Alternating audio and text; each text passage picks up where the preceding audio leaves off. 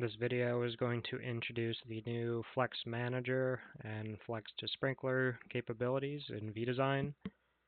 The first thing we'll do here is open up the Flex Manager, and what this allows us to do is pretty easily create different flex pipe types in Revit that we can then use to draw with.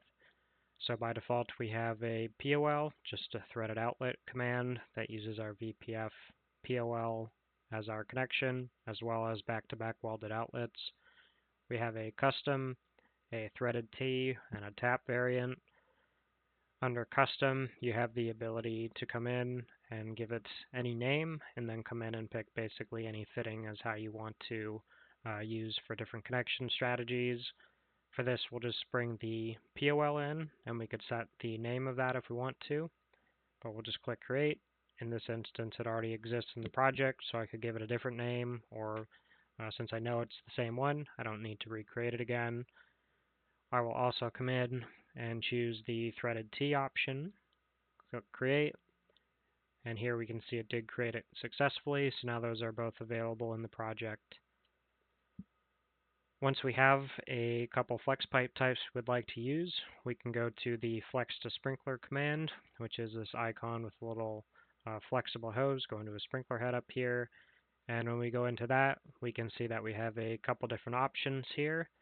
The first thing we're going to choose is how we want to connect the sprinklers. So we're choosing the type of flex pipe to use. So here we'll start with the POL version. Choose the diameter of the flex pipe. We'll leave it at 1 inch. We can choose the connection orientation, so you can come from the sides, the top, or the bottom. So we'll just leave those as default for now. Click Create. We drag a window to grab whatever heads we want to connect. Click the pipe we want to connect them to, and we can see it will connect in from the side over here. When we're in the side connection mode, there is a cross margin, and what this allows us to do is if we had a back-to-back situation, we'll create a cross instead of a T connection. So just to demonstrate that, we can grab these two heads at once, click on the branch line, and you can see it will give us back-to-back threaded outlets here. You can also utilize the top or side connections, so we can just decide to come out of the top.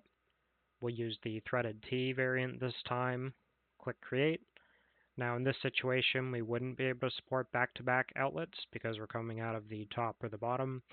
So this is what the top would look like, and then if we wanted to come out of the bottom, we can do the same over here. Now if I were to undo through all of that, obviously I was doing it one by one, so we have some different options here to just do it in bulk. So we can come in, choose the POL type, 1 inch diameter, side outlets, grab all of those different heads, grab the branch line, and then we have a pretty quick and easy way to bulk connect everything up.